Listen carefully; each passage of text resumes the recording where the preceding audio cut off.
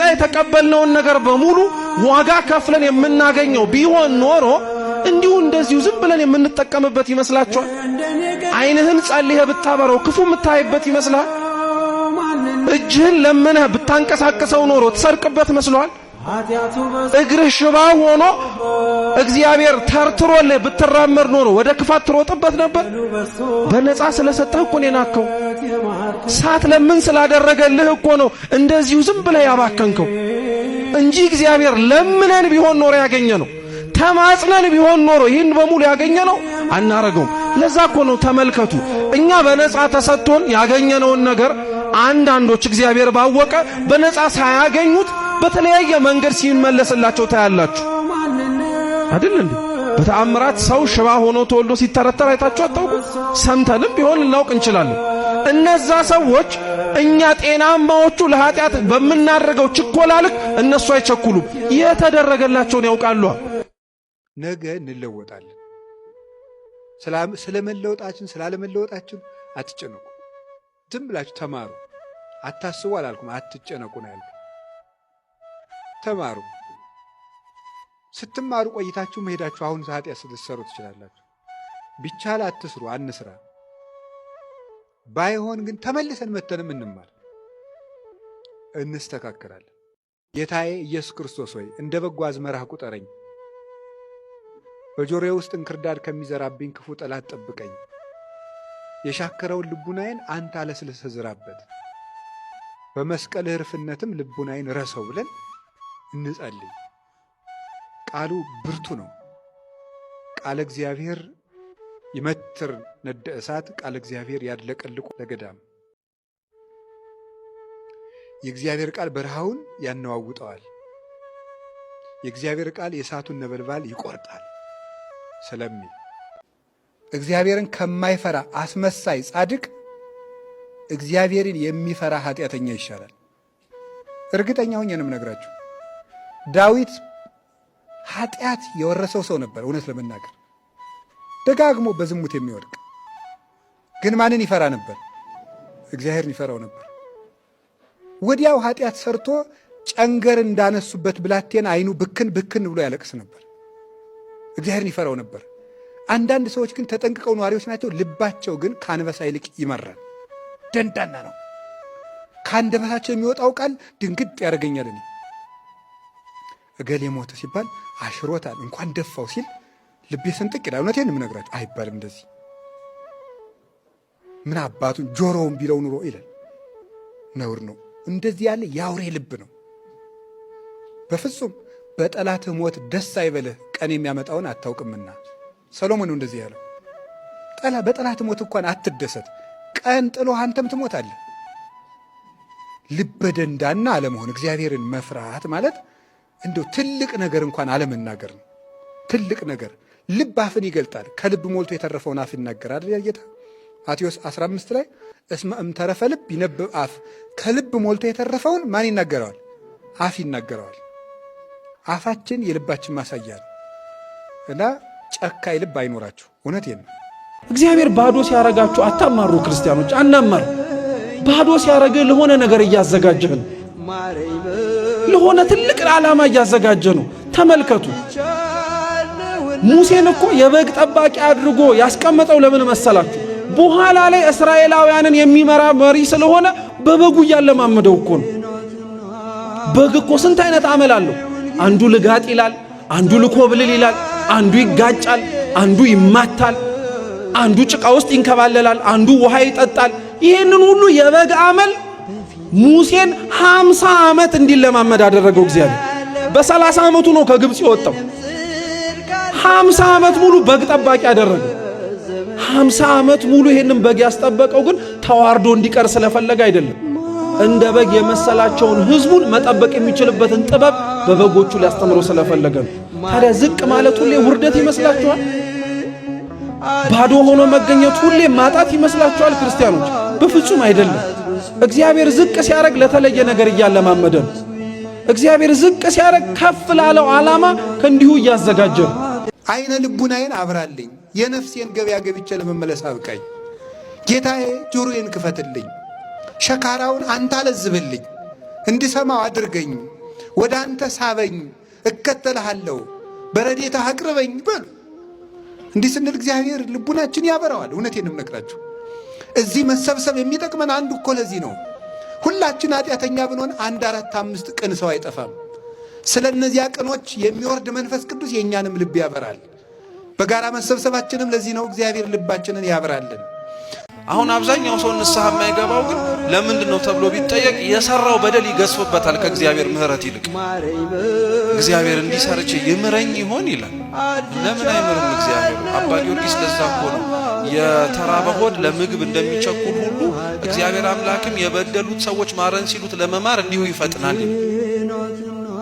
እህል የሚበላ ሰው እህል ለመብላት ፈልጎ የራበው ሰው እንዴት እንደሚበላ አይታችሁታል አይደል? እግዚአብሔር ማረኝ የሚሉትን ሰው ለመማር እንዲፈጣል። እኛ ግን ብዙ ምክንያቶችን እንዘረዝራለን። አይ ይቅርብን የምንላለን። ንስሐ መግባት ሌላ ነገር የሚመስለናለን። ከዛ ውጭም ደግሞ ንስሐ መግባትን እንዳልኳችሁ ባልተገባ መንገድም እንተረጉመዋለን። የኔ ኃጢአት በጣም ትልቅ ስለሆነ እንዴት ብሎ ሊያጠራው ይችላል ይላል። ይሄ የሰውየውን ኃጢአት ብቻ ሳይሆን የሚያሳየው የእግዚአብሔርንም ካህሊነት መጠራጠርም ጭምራል።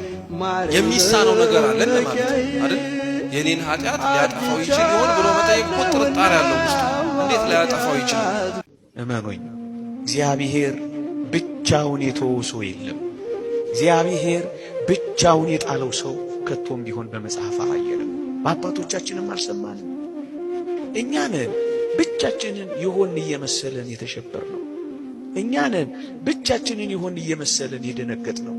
እኛ ነን ምን ዱብዳ የደረሰብን እየመሰለን የታወክ ነው እንጂማ እግዚአብሔር ፍጥረቱን ረስቶ አያውቅም። እግዚአብሔር በረድኤት ከፍጥረቱ ርቆ አያውቅም ወገኖቼ።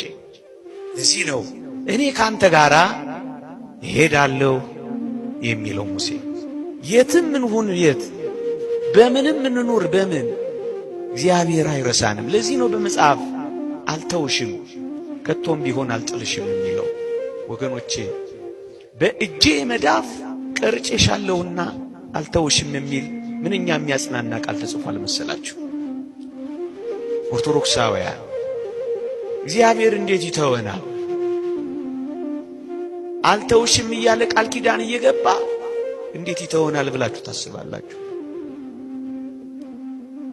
አብሬ ወጣለሁ እያለ እንዴት ይቀራል ብላችሁ ታስባላችሁ? እኔ ካንተ ጋር ነኝ እያለ እንዴት አድርጎ ይሸሻል ብላችሁ ትገምቱታላችሁ? እግዚአብሔር በቃሉ የታመነ ነው። እግዚአብሔር በኪዳኑ የጸና ነው። ይህንን የእግዚአብሔር ቃል እንመነው እንጂ ምን የሚለውን አይረሳንም የሚለው። ይቅር የማይል ሰው ሃይማኖት የለውም። ለምን? እግዚአብሔር የምን አምላክ ነው? ሃይማኖት እግዚአብሔር ነው። እግዚአብሔር ደግሞ የምሕረት አምላክ ነው። ስለዚህ አንተ ጨካኝ ከሆንክ የምሕረት አምላክ ካንተ ጋር የለም ማለት ነው። ልብህ ይቅር ባይ ካልሆነ እግዚአብሔር ካንተ ጋር ሊኖር አይችልም። ይኸውላችሁ ያንተን ክፋትም እግዚኦ ብሎ እግዚኦ ማረነ እግዚአብሔር አይልም፣ አይምርም። መቀለጃ አይደለም እግዚአብሔር። ዝም ብሎ 400 ነው እግዚኦታ ወደ 400 ሚሊዮን ብንቀይረው ይቅር አይልም። እወ ህድግ ወይ ሀድግ ለክሙ እወ ስራይ ወይ ሰሪ ለክሙ የሚለው ዮሐንስ አፈወርቅ በቅዳሴው። ታው ይተውላችኋል፣ ይቅር በሉ ይቅር ይላችኋል ነው ያለው። እግዚአብሔር የምሕረት አምላክ ነው። ነገም ስንለምነው የሚሰማ ይቅር የምንል ከሆነ ነው። አንተ ሞኝ እግዚአብሔር ሰላም አውሎ ስላሳደረ እየበደልከው ስላልቀሰፈ እግዚአብሔርን ሞኝ ልትለው ተወዳለህ? እንዲህ አለ። ስለታገዝ ትዕግስትን ጅልነት ታደርጋለህ። ወባይቱ በአምጣነ ኢትኔስት ዘግ መቅሰፍተ ለርእስከ። ነገር ግን ንስሐ እንዳለ መግባት ለራስህ ፍዳን ታከማቻለህ። ደስ የሚያሳይ ነገር ልንገራችሁ። ቤተ ክርስቲያን ውስጥ በየቀኑ እየሄድን ለቀን አንዴም ቢሆን መሳለም አለብን። አባቶቻችን በአብነት ትምህርት ቤት ባህል ጉባኤ ቤት ጉባኤ እንኳን ባይኖር ወንበር ባይኖር ትምህርት ባይኖር ተማሪዎች ሄደው ትምህርቱ የሚሰጥበት ቦታ ላይ ሰላም ለኪ ብለው አቡነ ዘበሰማያት አድርሰው እንዲሄዱ ሥርዓተ ቤተ ክርስቲያን ያዛል። ይሄ የሆነበት ምክንያት ምንድነው?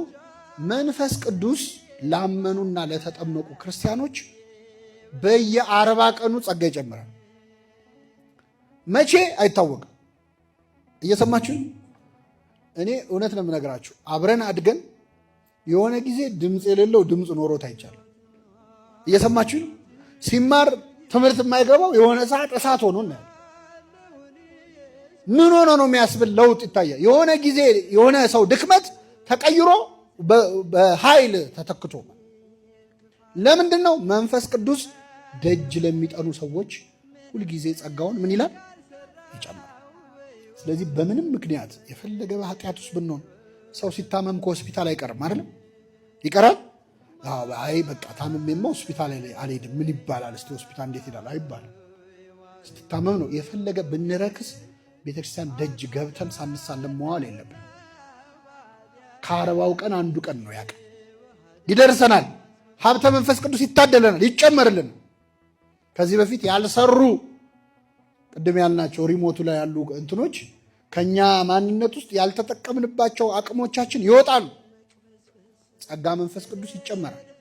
ዕለት ዕለት በቤቴ መግቢያ የሚተጋ የደጄንም መድረክ የሚጠብቅ ይላል እኔን ያገኘ በረከት ያገኛል።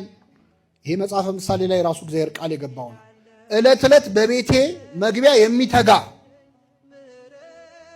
በእግዚአብሔር ቤት መምጣት ብቻ ራሱ የሚያስጨምረው ጸጋ አለ፣ የሚያስጨምረው ዋጋ አለ። እንዴት እድለኞች ናቸው 24 ሰዓት ቤተክርስቲያን የሚውሉ ሰዎች አሉ።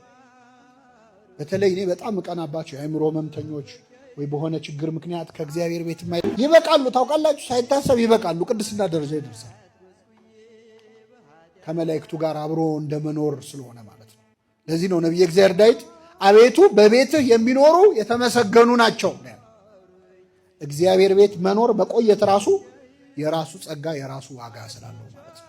ስለዚህ ይህንን ጾም በህይወታችን በቤተ ክርስቲያን ባለን አገልግሎት እግዚአብሔር በሰጠን ጸጋ የምንጠቀምበት እንዲሆን፣ በግል ህይወታችን ደግሞ ድክመቶቻችንንም ጥንካሬዎቻችንንም እናውቃቸዋል።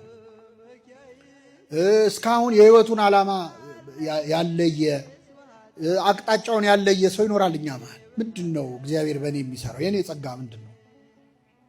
ከሰው ጋር እያወዳደርክም መሰቃየት የለብም። እነገሌ እንዲሆኑ እነገሌ እንዲሆኑ እኔ በቃ ከንቶኝ ቀረው ማለት የለብም።